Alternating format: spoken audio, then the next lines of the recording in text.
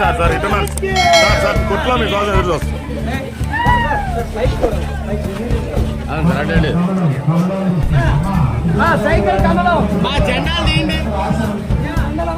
జెండాలంతా వెనకరండి అమ్మా, జెండాలంతా వెనకరండి.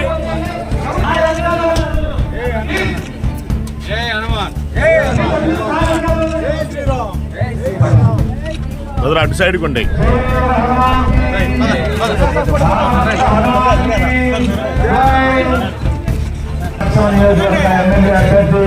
మన సుశ్రామ చౌదరి గారు, మన ఎమ్మెల్యే, మన కాపురే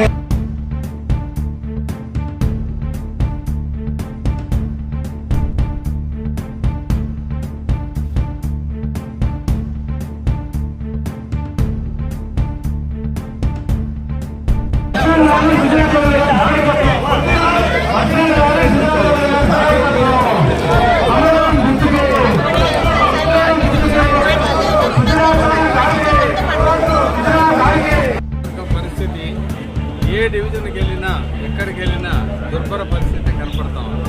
ఈరోజు 50వ డివిజన్కి వచ్చాం, పొద్దు నుంచి తిరుగుతూ ఉన్నాం. ఇప్పుడు మీరా గారు కూడా చెప్పినట్టుగా ఇక్కడ ఏమిటంటే సమస్యలకి ప్రతి డివిజన్ సమస్యలు చేస్తాం.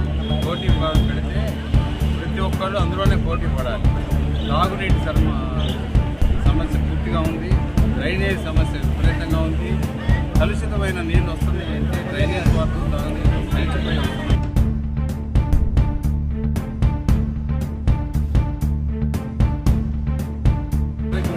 చేసుకుని మేము కష్టపడి మేము పని చేసుకున్నాం, వ్యాపారం చేసుకుని చిన్న చిన్న వ్యాపారాలు చేసుకొని మా కాళ్ళ మీద మేము గౌరవంగా బతుకుతాం. మాకు ప్రభుత్వాల నుంచి రూపాయి ఉచితంగా అక్కర్లేదు అని లంకా బజాయి చెప్తూ ఉన్నారు. కాబట్టి దాని మీద ఇమ్మీడియట్గా ఫోకస్ చేయాల్సిన అవసరం ఉంది. కొండ ప్రాంతం వాళ్ళకి చిన్న చిన్న రోడ్లు, మెట్లు కూడా సరిగ్గా లేవు, మెట్లకి రైలింగ్ లేదు, కొన్ని చోట్ల అయితేనేమో రిటైరింగ్ వాల్స్ లేవు.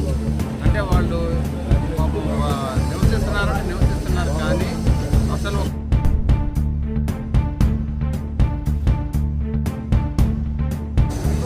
పేదరికం వేరు, జీవన ప్రమాణాలు వేరు.